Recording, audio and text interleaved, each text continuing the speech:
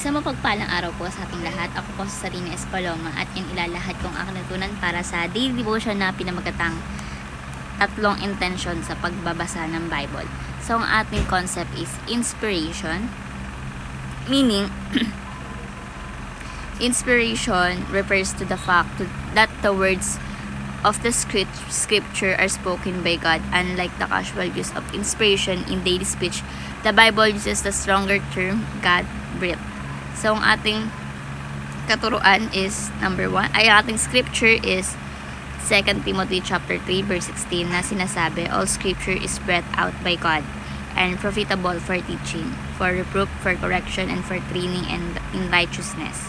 So, ang ating katuruan is number 1, the Bible is a faithful copy of the original. So, sinasabi nila na ang Bible na hawak natin ngayon o nakikita natin ay tapat na pagkopya ng original na isinulat ng mga lingkod ng Panginoon Diyos. So, the Bible is a faithful copy of the original.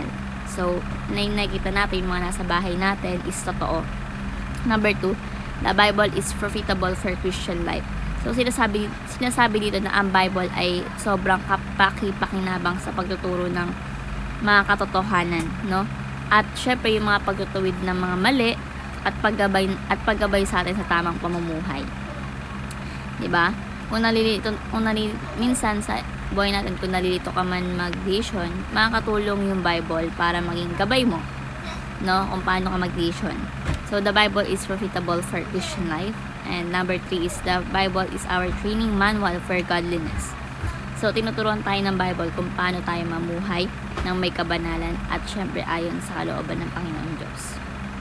'Di ba? Gaya ng mga training ng mga athletes, ganun din, may mga manual training sila. So, ganun din sa Bible, tinuturo ng Bible ang discipline, no, ng isang tunay na Kristiyano. So, the Bible is our training manual for godliness. So, bilang application po, number 1, read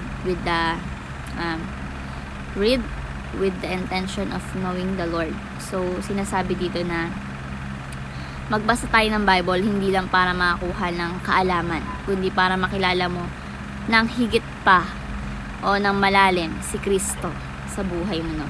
So, tayo, habang nagbabasa tayo ng Ebanghelyo, minsan napapatanong yung sarili mo na, ano nga yung sinasabi ng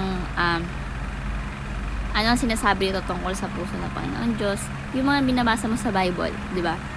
So, read with the intention of knowing the Lord. So, magbasa tayo hindi lang para makuha ng kaalaman, kundi para mas mapalapit pa tayo ng husto sa ating Panginoong Jesucristo. So, read with the intention of knowing the Lord. And number 2, read with the intention of obeying the Lord. So, basahin natin yung Bible na may purpose na sundin ang kanyang mga sinasabi sa ating buhay, di ba? Kapag sinabi ng Bible na magpatawad ka, syempre magpatawad ka. Si Lord na pinatawad ka yan. Ano pa kaya tayong tao lang, di ba? Pag sinabi mahalin mo yung kapwa mo, mahalin mo kahit napakahirap niyang mahalin, no? Ipadanas mo yung mga ipadanas mo yung nararamdaman mo kay Lord para maramdaman niya rin si Lord sa buhay mo, di ba? So, read with the intention of obeying the Lord. And last is, read with the intention of growing in the Lord. So, gamitin natin yung Bible bilang food ng ating Holy Spirit para lalo tayong lumago sa pananampalataya. So, read with the intention of growing in the Lord.